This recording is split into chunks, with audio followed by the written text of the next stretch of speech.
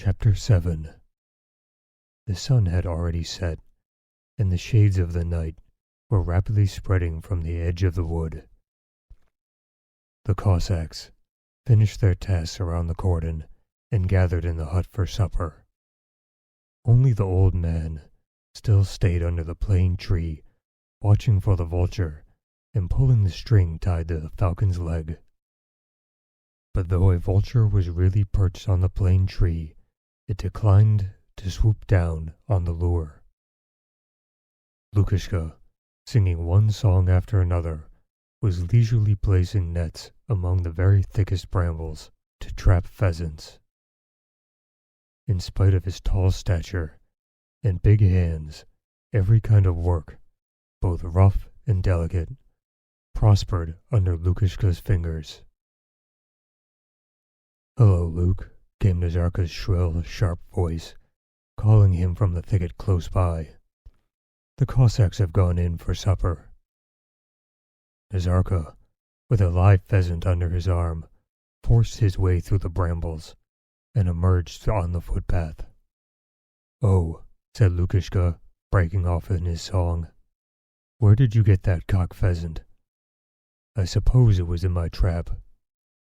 Nazarka was of the same age as Lukashka, and had also only been at the front since the previous spring. He was plain, thin, and puny, with a shrill voice that rang in one's ears. They were neighbors and comrades. Lukashka was sitting on the grass cross-legged like a Tartar, adjusting his nets. "I don't know whose it was. Yours, I expect. Was it beyond the pit by the plane tree? Then it was mine. I set the nets last night." Lukashka rose and examined the captured pheasant. After stroking the dark burnished head of the bird, which rolled its eyes and stretched out its neck in terror, Lukashka took the pheasant in his hands. "We'll have it in a pilau tonight. You go and kill and pluck it." "And shall we eat it ourselves, or give it to the corporal?" "He has plenty. I don't like killing them," said Nazarka. "Give it here." Lukashka drew the little knife from under his dagger and gave it a swift jerk. The bird fluttered, but before it could spread its wings, the bleeding head bent and quivered. "That's how one should do it," said Lukashka, throwing down the pheasant. "It will make a fat pilau." Nazarka shuddered as he looked at the bird. "I say, Lukashka, that fiend will be sending us to ambush again tonight," he said, taking up the bird. He was alluding to the corporal. "He has sent for Mushkin to get wine, and it ought to be his turn. He always puts it to us." Lukashka went whistling along the cordon. "Take the string with you," he shouted. Nazarka obeyed. "I'll give him a bit of my mind today, I really will," continued Nazarka. "Let's say we won't go. We're tired out, and there's an end of it. No, really, you tell him. He'll listen to you. It's too bad." "Get along with you. What a thing to make a fuss about," said Lukashka, evidently thinking of something else. "What bosh!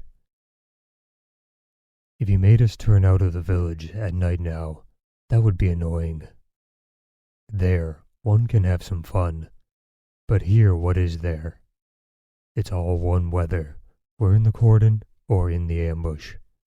What a fellow you are! And are you going to the village?" "I'll go for the holidays." "Gurka says your Doyunka is carrying on with Formushkin," said Nazarka suddenly. "Well, let her go to the devil," said Lukashka, showing his regular white teeth, though he did not laugh. "As if I couldn't find another. Gurka says he went to her house. Her husband was out, and there was Formushkin sitting and eating pie." Gurka stopped a while and then went away, and passing by the window he heard her say, "He's gone, the fiend," Why don't you eat your pie, my own?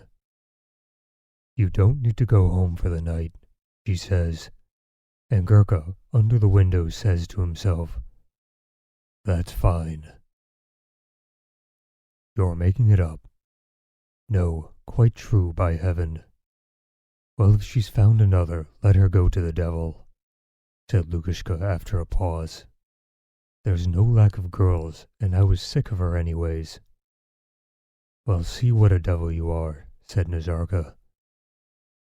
You should make up to the cornet's girl, Mayanka. Why doesn't she walk out with anyone? Lukashka frowned. What of Mayanka? They're all alike, he said. Well, you just try. What do you think? Are girls so scarce in the village? And Lukashka recommenced whistling and went along the cordon, pulling leaves and branches from the bushes as he went. Suddenly, catching sight of a smooth sapling, he drew a knife from the handle of his dagger and cut it down.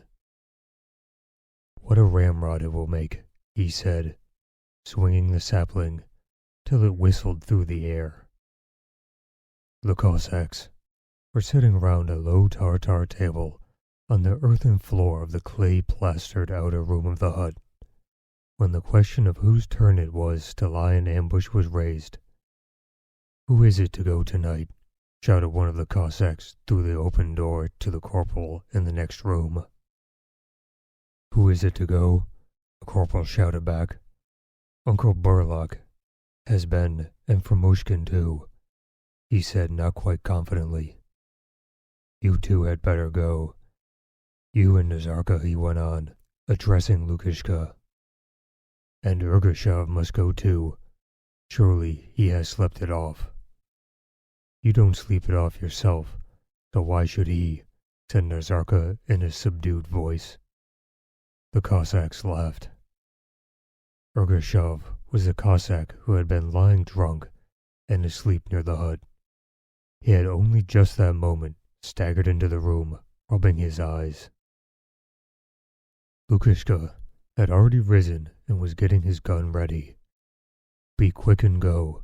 Finish your supper and go, said the corporal, and without waiting for an expression of consent, he shut the door, evidently not expecting the Cossack to obey.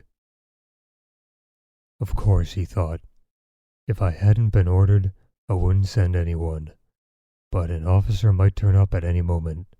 As it is, they say 8 Albrechts have crossed over. Well, I suppose I must go, remarked Ergushov. It's the regulation. It can't be helped. The times are such, I say we must go.